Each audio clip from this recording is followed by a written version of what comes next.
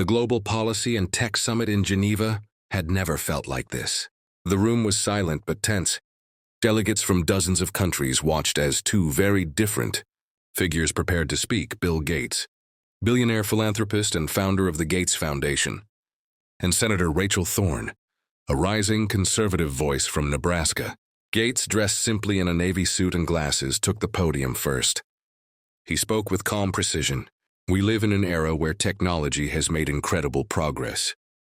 But that progress hasn't reached everyone, he began. Millions still live without internet access, basic health care, or electricity. We can fix that, but not alone. He outlined a bold new idea: the Global Equity Infrastructure Plan, a collaborative effort, funded by small contributions from the world's wealthiest individuals and corporations, aimed at bringing internet access to 400 million people, powering rural clinics with solar energy, expanding education tools in underserved areas. This is not charity, Gates explained. It's responsibility. When instability grows in one part of the world, it reaches us all. His tone was steady, backed by numbers and global experience. Some nodded. Some remained still. Then came Senator Rachel Thorn. She walked to the microphone, posture upright, tone sharp but controlled. Mr. Gates, I respect your accomplishments, but this plan sounds less like a solution and more like a system of control. She paused for effect. I represent small-town America, people who believe in hard work and self-reliance. They don't want to be managed by billionaires or global councils. They want freedom. She looked directly at Gates. You say this is about coordination, but who's coordinating? You, a private foundation. No one elected you. No one voted for this plan. A quiet stir moved through the room. I read your proposal, she continued. It's sleek. It's smart, but it treats people like figures on a spreadsheet, not individuals with dignity and their own judgment. And then came the punch. If you believe the world should be run by coders, economists, and CEOs in Seattle and Geneva, maybe you've forgotten what every day people really value. Gates rose slowly to respond. I hear your concerns, Senator, he began. And I agree, no one person should run anything alone. That's why this plan is collaborative. Governments, institutions, civil society working together. He looked around the room. When a mother in Malawi walks 5 hours to get her child vaccinated, and there's no power at the clinic, do we call that independence? Or failure? He turned to Thorn. This isn't about telling people how to live. It's about giving them the tools to live better. Thorn folded her arms. But who decides what better looks like? The hallway outside the summit chamber buzzed with tension. Reporters whispered into phones. Staffers carried laptops, scanning live feeds and headlines. Everyone had seen the exchange, and everyone knew it wasn't over. Bill Gates stood alone near a tall window, looking out at the cloudy Geneva skyline. He wasn't angry. He wasn't shaken. But he was thinking. Senator Rachel Thorn had landed a direct hit. Her words, "You were never elected. Real people don't want to be managed," she read, echoed across the room and now across social media. Her supporters were calling it a defining moment. Clips of her standing firm against Gates were already going viral in the US. Inside, the stage was being reset for the second round of the session. 15 minutes later, the chamber refilled. The moderator took his seat. Cameras clicked into place. Gates and Thorn returned to their podiums, this time with sharpened eyes. The moderator nodded to Senator Thorn. She didn't hesitate. Mr. Gates, she began, I want to be clear. I don't question your intelligence or your intention, but I do question the path you're proposing. She held up a printed graph. This chart shows that since the 2000s, major philanthropic efforts in public education and healthcare in the US, many funded by your foundation, have had mixed results. Some programs improved access. Others created dependency. Some even widened gaps. She turned to the audience. We're being told that central coordination will solve inequality. But history tells us top-down systems rarely work the way they're intended. Her voice remained steady. I ask again, who decides what's fair? What's enough? And what's freedom? Gates responded, this time with more weight in his voice. Senator, it's fair to ask those questions, and it's fair to challenge impact. But let me give you a story. He glanced toward the crowd. In northern Nigeria, A clinic we supported began using solar-powered vaccine fridges. Before that, mothers walked 10 kilometers, only to be told the medicine had spoiled. After we installed the equipment, childhood vaccination rates rose by 48% in 2 years. He paused. That's not about control. That's about dignity. He looked at Thorn. You say this creates dependency. I say it creates survival. And when survival becomes possible, people don't become dependent. They become ready. For school, for work, for innovation. Thorn raised an eyebrow. But who decides what regions get these clinics first? Who decides which countries get more internet towers? Are you prepared to decide who waits and who gets help now? Gates didn't flinch. No. That's why the plan involves public oversight. With elected national governments, multilateral development banks, and community leaders at the table. By the third day of the summit in Geneva, the atmosphere had changed. What began as a focused discussion on global infrastructure had now become a worldwide conversation about trust, influence, and the future of leadership. The clash between Bill Gates and Senator Rachel Thorn was no longer confined to conference rooms. It had spilled onto social media, talk shows, and political blogs. Outside the venue, protesters had gathered. Some held signs that read, "We didn't elect Bill Gates," while others supported him with posters that said, "Progress needs plans." Inside, the media buzzed with speculation. Unlike the earlier sessions, today's panel was more structured. There were no podiums. Instead, Gates and Thorn were seated side by side at a long table, joined by other global figures. The goal was clear: move from confrontation to clarification. The moderator turned to both of them and asked the question everyone was thinking. Mr. Gates, Senator Thorn, what is this really about? Is it wealth, power, or something deeper? Gates answered first. It's about urgency, he said calmly. We don't have time to wait 10 years for perfect consensus. People are dying from diseases we can prevent. Students are dropping out because they can't get online. We need partnerships now, across sectors, across borders. He looked across the audience. My foundation has never acted alone. We work with governments, NGOs, health ministries, and local leaders. What I'm proposing is structure, not command. Thorn responded just as directly. And I think this is about trust, she said.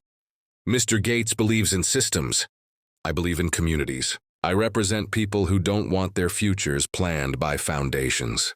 They can't vote for or question. Her tone remained respectful but firm.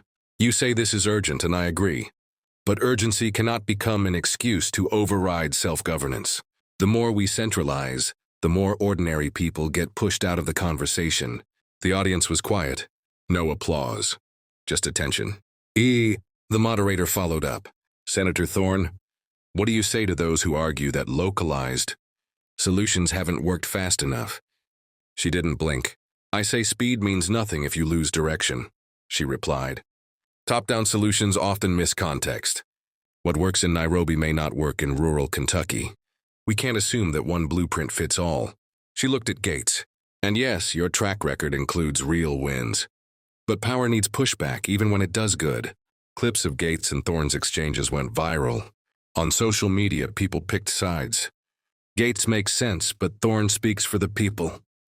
She's blocking progress. At least Gates is offering solutions. The hashtags Our Blueprint debate trended globally. Talk shows ran split screens. Gates with graphs, Thorn with sharp words. Headlines asked, who should shape the future? The next morning, reporters surrounded Senator Thorn outside the hotel. Do you reject Gates's plan entirely? One asked. She paused. Not entirely, she said. Some ideas could work. But my question is, who decides how? Who leads? And when does the public actually get a say? Meanwhile, Gates was doing a media interview. He was asked about Thorn's concerns. I don't make decisions alone, he said. No plan works without local leadership. The whole point is to work with the people who know their communities best. But he added, if we move too slowly, the ones who suffer most are those with the least. That quote made headlines. Gates, we can't afford to wait. Later that day, the two found themselves on the same panel again. This time, no cameras, just a room full of delegates. It was quieter, less about show, more about substance. At the end of the discussion, Thorn stood and turned to Gates. Thank you. We don't agree on everything, but this debate helped bring more voices to the table. Gates nodded. We may see things differently, but working together is still possible. By evening, something had shifted. Gates agreed to revise parts of his plan, making local governance and transparency a central requirement. Thorn, in turn, acknowledged that coordinated action could save lives. If it respected sovereignty and choice, it wasn't full agreement. But it was no longer a battle. It was the beginning of a bridge. 2 weeks after the Geneva summit, the world was still talking. News outlets had moved on from the viral clips and headlines. But something deeper had remained, especially in the communities that didn't usually follow global conferences. In schools, on podcasts, in city halls, people were now asking questions they rarely had before. Who really shapes the systems we live under? What does responsible leadership look like? Can big money and real democracy ever align? The debate had reached far more than diplomats. It had reached people. Bill Gates sat in a quiet room inside his foundation's Seattle office. The windows looked out over a cloudy city. On his desk, a printout of a revised draft of the Global Equity Infrastructure Plan. This version was different. It included 3 things that hadn't been there before. 1, mandatory local oversight boards with public elections. 2, annual public audits shared in plain language. 3, community veto rights, a clause Thorn had personally proposed. Gates had approved every line. He didn't see it as a loss. In fact, he felt something unusual, relief. Not because he had changed the world, but because the world had pushed back, and he'd listened. Rachel Thorn was back in Nebraska. She had just finished a town hall in a high school gym, where someone in the crowd had asked, "Do you still think Gates was wrong?" She'd smiled, not dodging. "I think he was fast. And maybe I was stubborn. But we both got somewhere better because we stood our ground." A pause. That's how democracy should work. Meanwhile, around the world, the effects had already begun. In Kenya, solar panels funded by the plan were being installed in rural clinics. But now, local councils chose where they went. In the Philippines, a women-led tech cooperative began expanding internet access, with open books and public voting. In Ohio, a group of teachers formed a citizen advisory board to review educational grants, tied to global partnerships. The blueprint was no longer just Gates's vision. It had become shared. A journalist from the New York Times asked Gates in a follow-up interview, "What changed your mind?" Gates responded quietly, "It wasn't about changing my mind. It was about changing the map. If you want to go far, you don't go alone." Then, without prompting, he added, "Senator Thorn reminded me of something simple. Progress without participation isn't progress. It's pressure." At a televised forum months later, Gates and Thorn sat on stage together one last time. No tension, no rehearsed sound bites. The moderator asked, "What would each of you say to young people watching who want to change the world?" Gates leaned into the mic. "Start with data, then add empathy, and don't be afraid to be wrong, just be ready to adjust." It had been 6 months since Geneva. The cameras were gone. The protests had moved on. And yet, something subtle had shifted, both in the world and within Bill Gates himself. He now spent less time in high-level meetings, more time in quiet rooms. No staff, no screen shares, just letters, handwritten ones, hundreds of them stacked on a corner of his desk. One morning, he sat alone in his Seattle office. The rain tapped gently on the windows. Steam curled from a mug of coffee he'd forgotten to drink. In front of him, a small envelope. The handwriting was messy but careful. He opened it. "Dear Mr. Gates, I watched your debate with Senator Thorn. I didn't understand every word, but I saw something I've never seen before. 2 people who disagreed, but still listened. My parents cried. I didn't know why until later. Now I do. We have internet in our town for the first time. I want to be a doctor. Ayodele 17 Nigeria." Gates folded the letter slowly, then looked down at the others. Some were supportive. Some were critical. One simply said, "Thank you for changing your mind." He didn't consider it changing his mind. He still believed in the plan. In coordination, in action. But Geneva had reminded him of something he had forgotten. That good ideas don't always land well unless they're co-owned. He had spent decades designing systems, efficient ones, global ones, but people weren't systems. They needed dignity as much as they needed resources.